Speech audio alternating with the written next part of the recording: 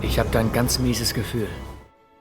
Hallo Freunde, schön, dass ihr wieder eingeschaltet habt. Heute habe ich einen Gast aus Spanien hier, und zwar den Apprentice OWK1. Der ist natürlich von KS Sabers, aber der Griff gehört in spanische Hände. Und mein Auftrag war heute eigentlich nur eine Config schreiben, damit der Griff funktioniert und damit der Kristall das macht, was er machen soll. Denn wir haben hier das Eco-Chassis mit Kristallkammer und ich sollte dem Kristall natürlich sagen, wie du zu leuchten hast, in welcher Farbe, in welcher Intensität, wann pulsierst du, wann blinkst du, wie auch immer, und die Klinge natürlich passend dazu. So, das war eigentlich mein Plan. Was aus dem Plan wurde, das erzähle ich gleich. Erstmal gucken wir uns den Griff nochmal an.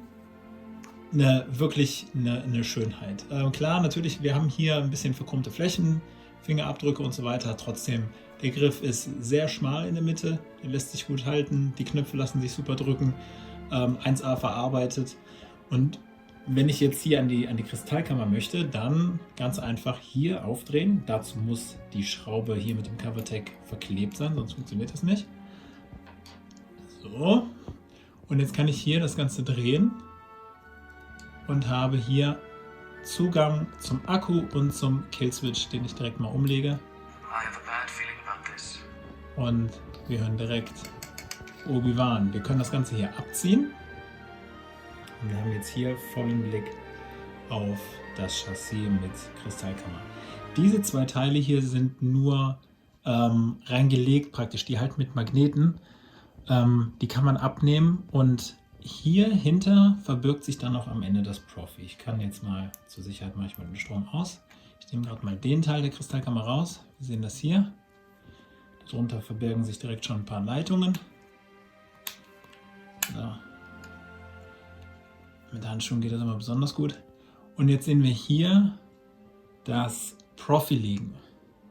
So, kriegen wir das rein. Da kommen wir nicht weiter ran. Wir kommen an die Buchse, wir können an die SD-Karte rankommen mit einer Pinzette.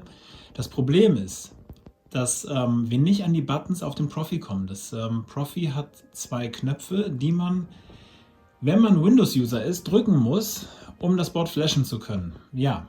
Wenn ich das Board jetzt flashen möchte, muss ich da dran kommen. Ich komme nicht da dran, ergo, ich werde mir kein iPhone, kein Apple kaufen oder sowas, nur um dieses Hindernis aus dem Weg zu räumen. Das heißt, ich musste den Griff mehr oder weniger zurückbauen, um das Board flashen zu können.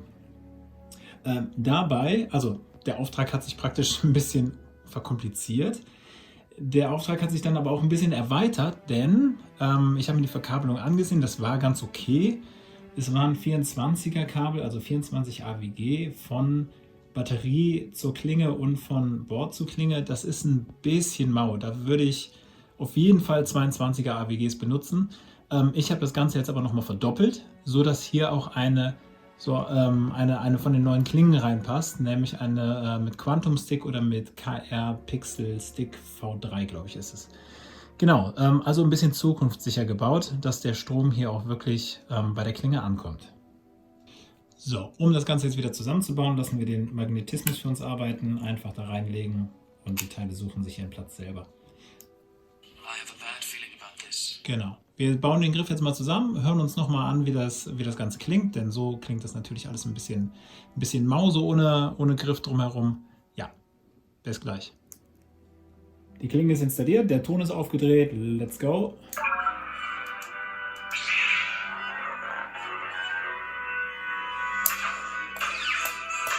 Das Profi ist hier oben, deswegen haue ich da oben drauf. Sehr schöner Ton.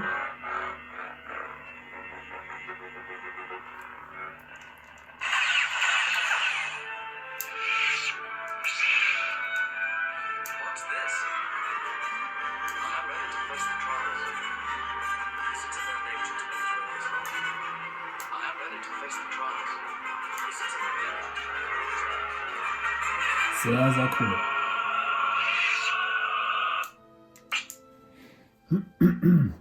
Ja, mein Fazit zu dem Griff, also erstmal vom Aussehen her, Wahnsinn. Sorry, ich wackel hier wieder mit der Kamera rum. Der Griff ist wunderschön, das Design haben sie perfekt nachgebaut. Klar, am Ton, das ist keine 7, dafür ist es zu wenig. Ist auf jeden Fall eine 8. Dadurch, dass wir hier eben so viele Öffnungen haben, dadurch, dass wir den hier drehen können, dass wir einen Blick auf die Kristallkammer werfen, sobald wir einen Spalt haben, verlieren wir hier Luft. Wenn wir Luft verlieren, die da entweichen kann, verlieren wir an Volumen, was die Lautstärke angeht, was die Tonqualität angeht. Wir haben weniger Bass und da verliere ich dann halt so ein bisschen. Aber mein Gott, das ist Klagen auf hohem Niveau.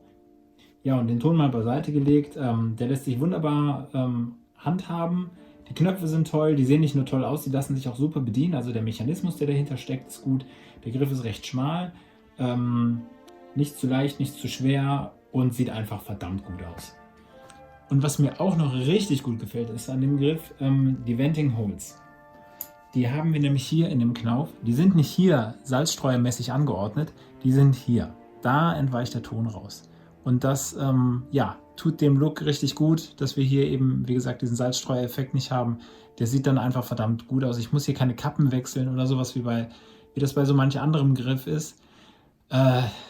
Klar, da guckt jetzt auch nicht jeder drauf, aber es fällt auf. Wenn das Ding im Regal liegt und man zu faul ist, irgendwie die Kappen ständig zu wechseln, sieht man, dass man diesen Salzstreuer da einfach hat. So, jetzt liegt er richtig.